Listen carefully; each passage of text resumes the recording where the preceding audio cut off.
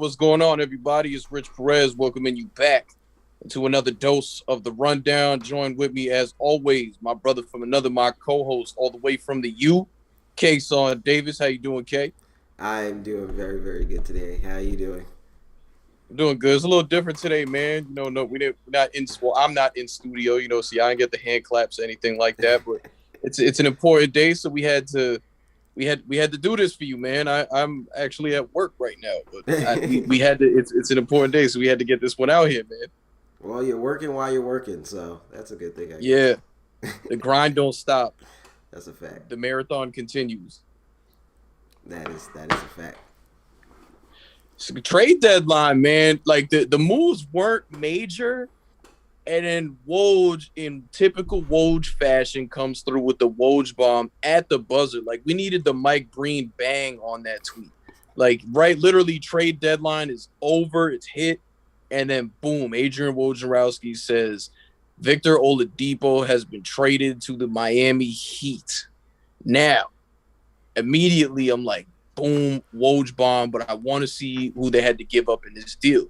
They really didn't give up much. I think they gave up a second-round pick. They moved Kelly Olynyk, and who's freshen me up? Who's the third? Oh, Mo Harkless. They Mo moved Harkless Avery Bradley too. and Avery Bradley. Excuse me. Mo Harkless, Avery Bradley, Kelly Olynyk, and a second-round pick. So I like the move from Miami. Victor Oladipo actually gets exactly what he wanted. We've been hearing rumors about him trying to get to South Beach for almost 2 years now, going back to his days in Indiana. Even talking to these guys post game and everything. So he gets exactly what he wanted. And then I don't know if you heard this or if any of the viewers had heard this, but some anonymous executive had said that Victor Oladipo's stock was as low as it could possibly be. And this trade proved it. A second round pick and then those types of players for Victor Oladipo's services, that's amazing.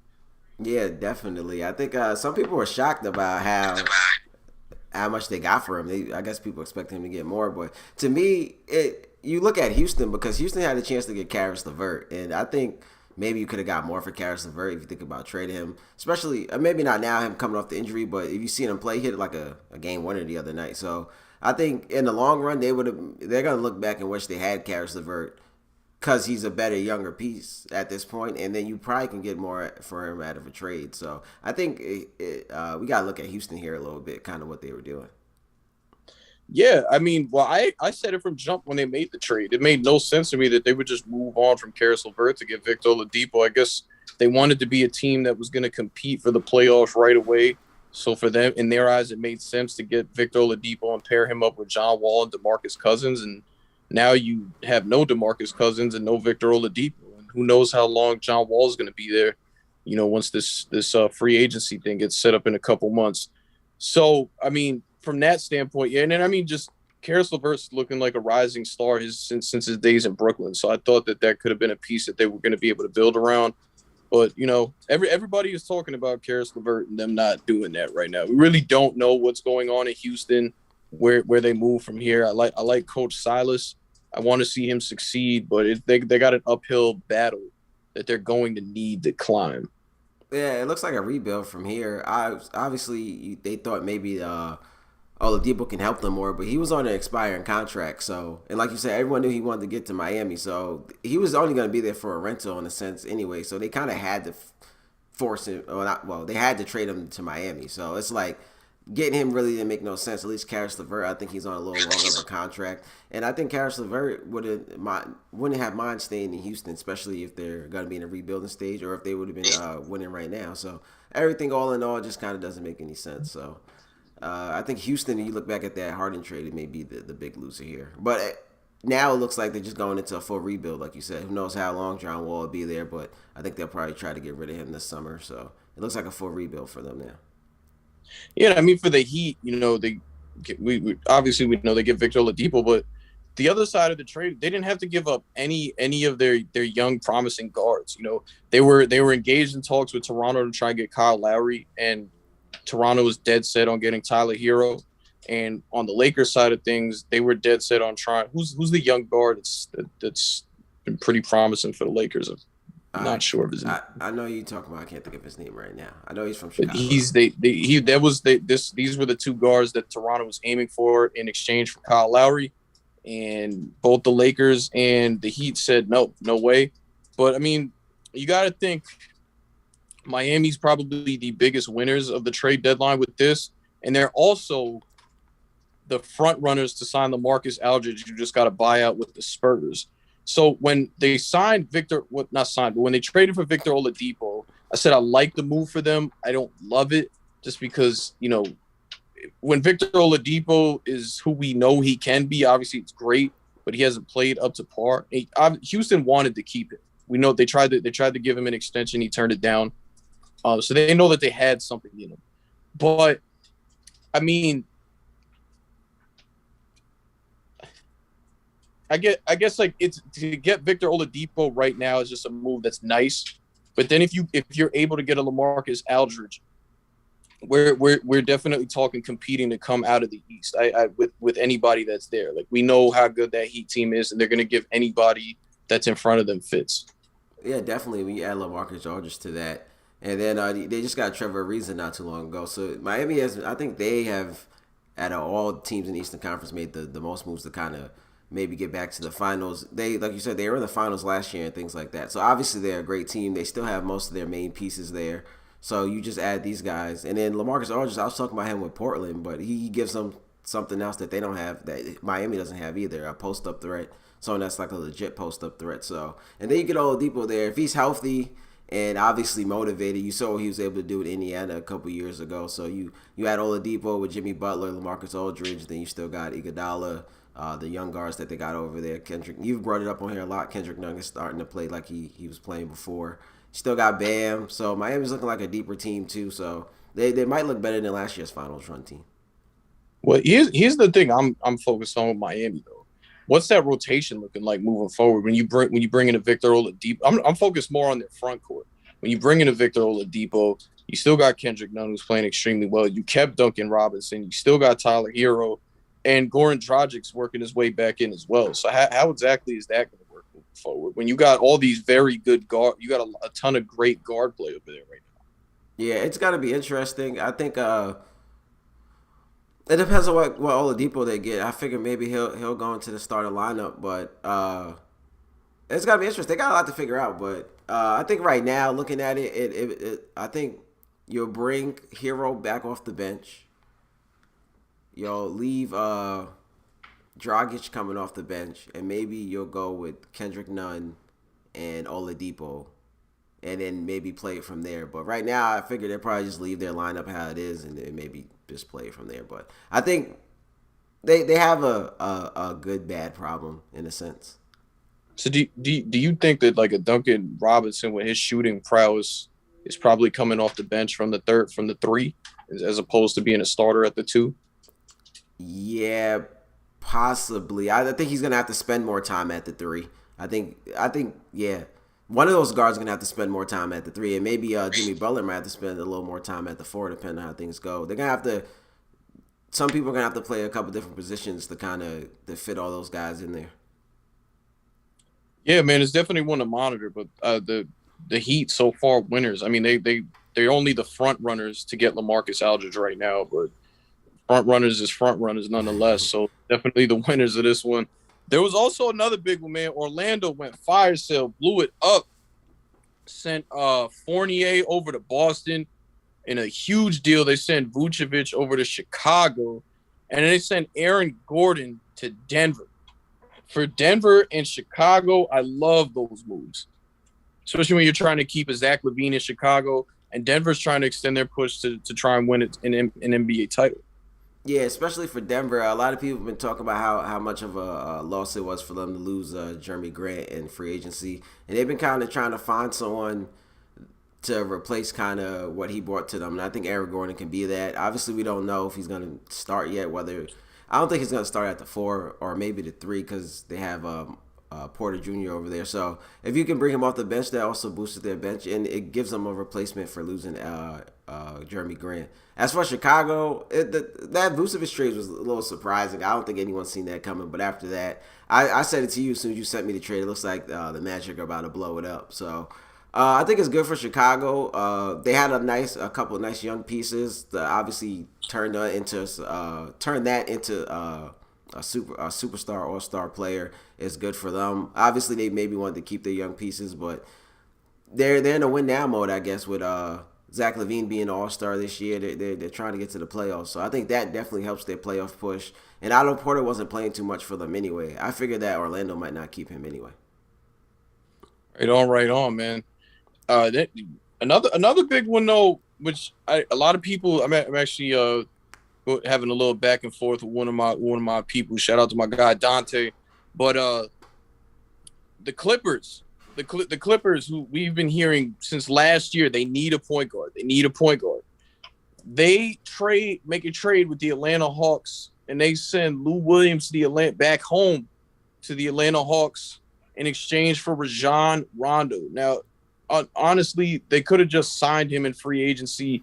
For whatever reason, that didn't happen. But you get your man, Rajon Rondo, the point guard that everybody's saying the Clippers needed, and the guy that, what's been rumored anyway, Kawhi Leonard has been longing for. This is a huge move for the Clippers. It might get them to their first conference finals in the history of their organization and first title ever.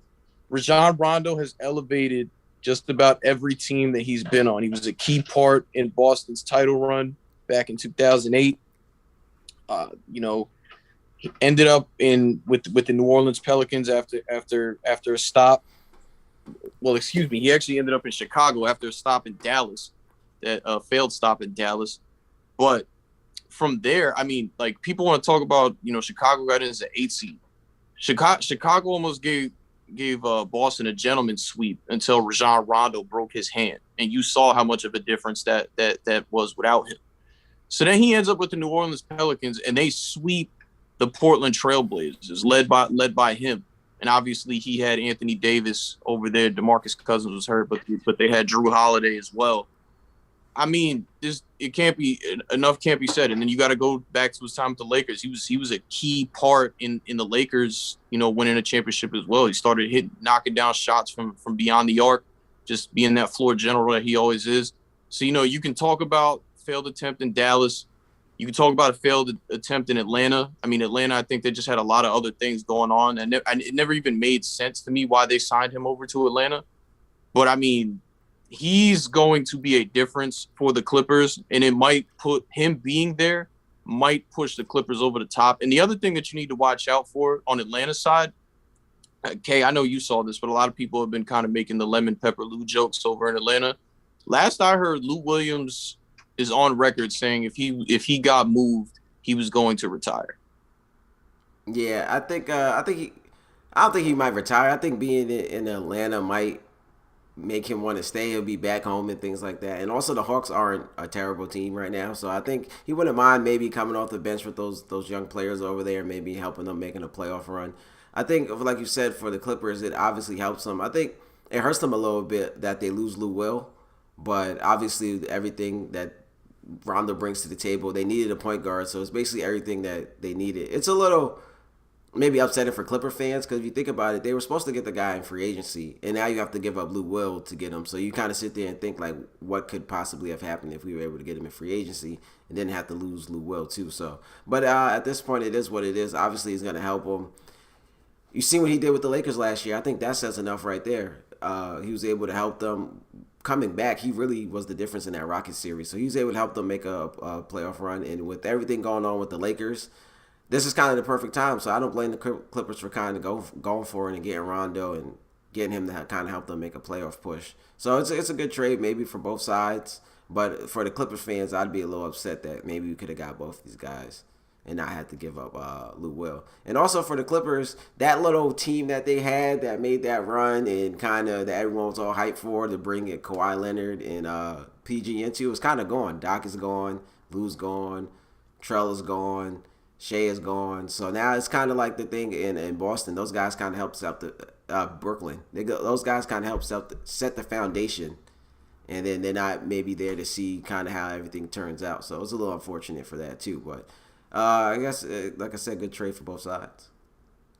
Yeah, man, for sure, for sure. These are just gonna be fun to watch, man. And it's the other one we got to talk about before we get out of here because the buyout market starts. Gave you guys LaMarcus Aldridge. Obviously, he's gonna be talking to a couple teams, but the Miami Heat are the favorite to land him. Andre Drummond gets a buyout with the San Antonio Spurs, and from what I've heard, the Lakers, who desperately need a man in the middle, are going to be one of his possible destinations. The Nets will talk to him, and believe it or not, the New York Knicks. I can't play the music this time for you guys, but the New York Knicks are in play to get Andre Drummond, and that is because they can offer him the most. I don't want to say the most money, but the most long term deal. So I mean, if I'm Drummond, I want to compete for a title right now. I think you got to think it's the Lakers. I mean, the Nets are definitely enticing too. His services aren't needed as much as they are with the Lakers, though. Yeah, but with everything going on with the Lakers right now, it's kind of up in the air. But obviously, if you want to win a title, the Lakers would be the best spot to go to right now. And obviously, with the Knicks, like you just said, if he wants a longer term guaranteed contract, it might be with the Knicks. And the Knicks got something going here. So even though they might not compete for a title, maybe you want to go there, secure his money, and just ride the kind of wave that's going on in New York right now, and have he's got to be on a good team. So I don't think he'll regret either way. Obviously, if you want to compete for a championship, you go to LA or somewhere else. But it's a tough decision because, like you said, LA can only possibly give him a 1 year deal or a deal for the rest of the year. So I think he's gonna have a lot to consider, and I think the Knicks would probably definitely be an option for him just for the fact that you secure your money. And just like the situation that just happened with Rondo, I seen someone say it when he signed with the Hawks. You secure your money, and then later on you can get a trade, and you still get your money. So you can maybe end up, obviously not this year, but you can maybe still end up getting the best of both worlds. Yeah, man, for sure, for sure. I don't really got too much on that front. I don't know if you got anything else. I know like the big target for this one was Kyle Lowry. The Heat and the Lakers were kind of like deadlocked to try and get him. Like we said, they didn't want to give up their two promising young guards to do that. So he's staying put in Toronto, but he's definitely going to be someone to watch once that free agency starts after this postseason comes to a halt. And I just know one thing I have to say about that is with this COVID situation, it's sad that he's not going to get like a goodbye game in Toronto.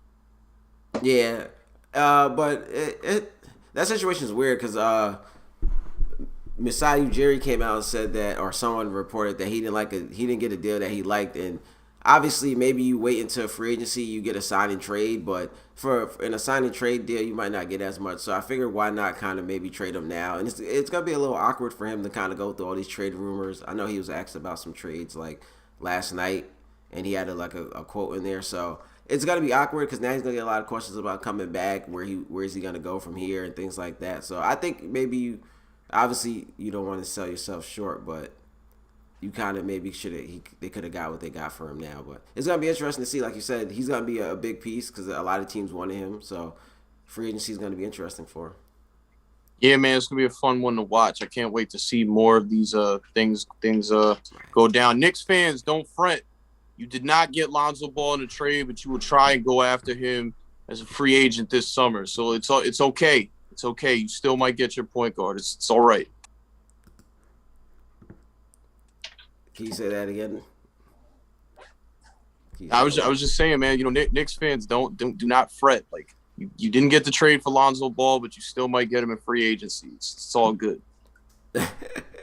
Yeah, oh yeah, Lonzo Ball's another person that didn't get traded. He's another person that was on the market. I think he gonna be a restricted free agent. I think this is his first free agency, so he's gonna be a restricted free agent. But it looks like the Pelicans are trying to get rid of him and maybe get a sign and trade for him. So I think they'll at this point they'll kind of just He might maybe. be an unrestricted free agent though. He might be going through the same thing that Brandon Ingram uh, went through this Oh, last year. all right. So yeah, Knicks fans watch out. I think Charlotte fans should watch out too. His dad's really gonna push for that. And you know what? I'm Oh pushing yeah, for it. Ball brothers in Charlotte. Let's get it. yeah, but you know Lonzo Ball since he's gotten in the league has definitely become his own man. He's not even with Baller Brand anymore, so I could see him kind of doing his own thing. Possibly, but Ball brothers in Charlotte. All right, man. I respect it. The rookie of the year with his older brother. Not too bad. Not too bad. I want to thank you guys for tuning in, man. We had to get this one to you. We'll come back to you guys on Tuesday, unless something else amazing happens that we just have to talk to you about. But we'll Wait, be back wait, with you wait. guys. Are you taking the Heat to get out the conference now? I don't know. Let's talk about that when Lamarcus Aldridge, if Lamarcus Aldridge signs over there, and check their their their rotations out. But I plead the fifth on that one. Who's your favorite to get out the East now? Still, is it still the Nets? Right now it's got to be Brooklyn. It's got to All be right, Brooklyn right now. all right. We're gonna give you some time to think about it. We're gonna ask you again on Tuesday. All right, for sure, man. Thank you guys for tuning in. It's the rundown. It's Rich. It's K. We'll catch you guys next time.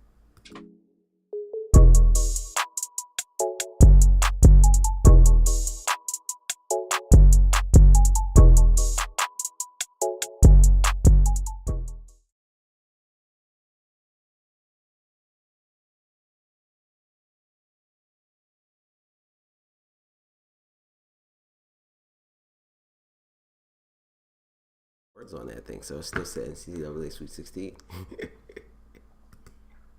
Oh, well, that's